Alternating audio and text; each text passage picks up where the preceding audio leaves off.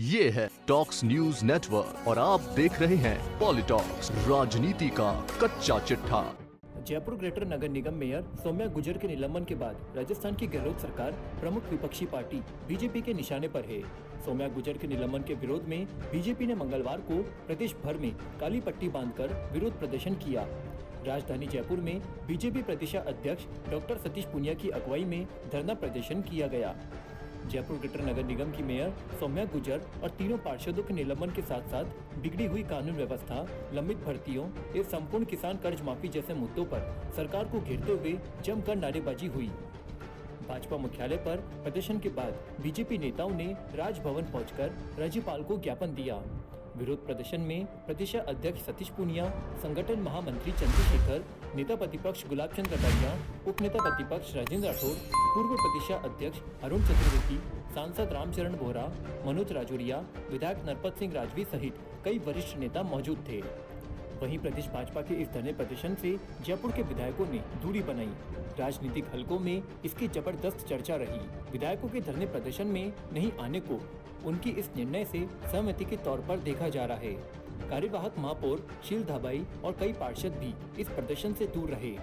इसके अलावा कई अन्य जगहों पर हुए विरोध प्रदर्शन में भी विधायक शामिल नहीं हुए।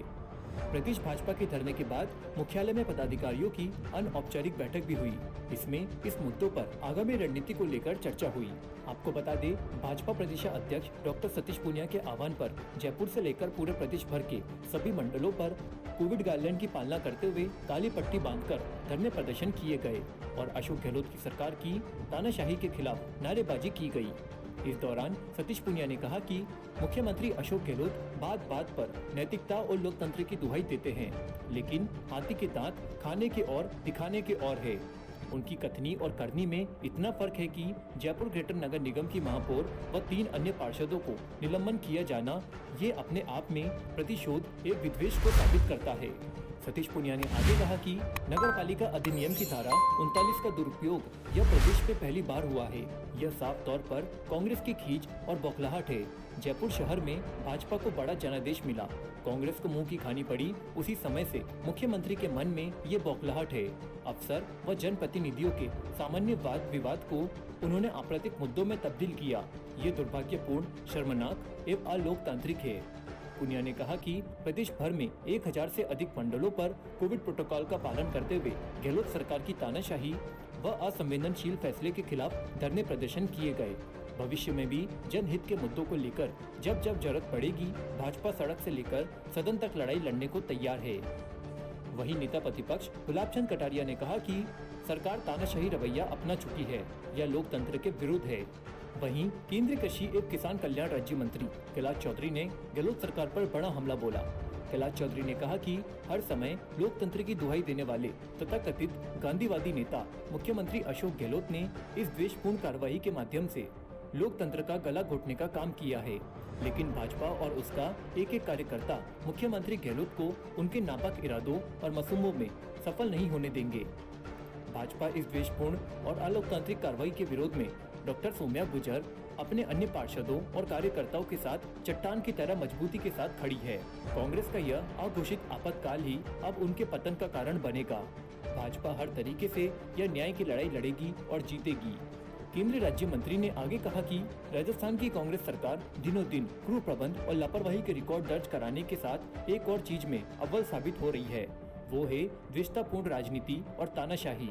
सौम्या गुर्जर और 3 पार्षदों के निलंबन का तुगलकी फरमान जारी कर सरकार ने बता दिया कि उनका लोकतंत्र एवं जनमत में विश्वास नहीं है। ऐसी कार्रवाई और आदेश कतई स्वीकार नहीं है।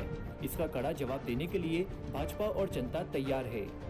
कैलाश चौधरी ने कहा कि डॉक्टर सौम्या गुर्जर के निलंबन में गहलोत सरकार ने राजनीति द्वेषता की सारी हदें पार की है।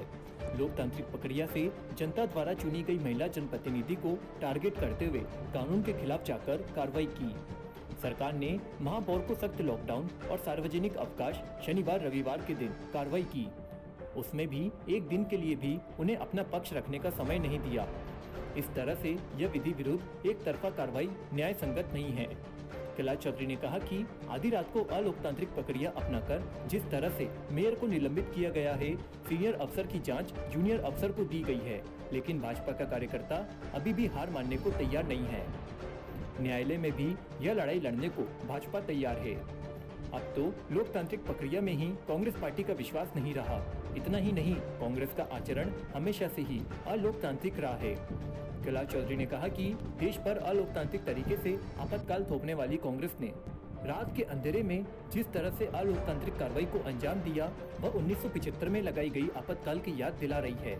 साथ ही यह कार्रवाई जनमत का अपमान और लोकतंत्र की हत्या है। यह सारा खेल मुख्यमंत्री अशोक गहलोत के इशारे पर खेला गया है। पॉलिटॉक्स ब्यूरो, जयपुर। ये है टॉक्स न्यूज नेटवर्क और आप देख रहे हैं पॉलिटॉक्स, राजनीति का कच्चा चिट्ठा।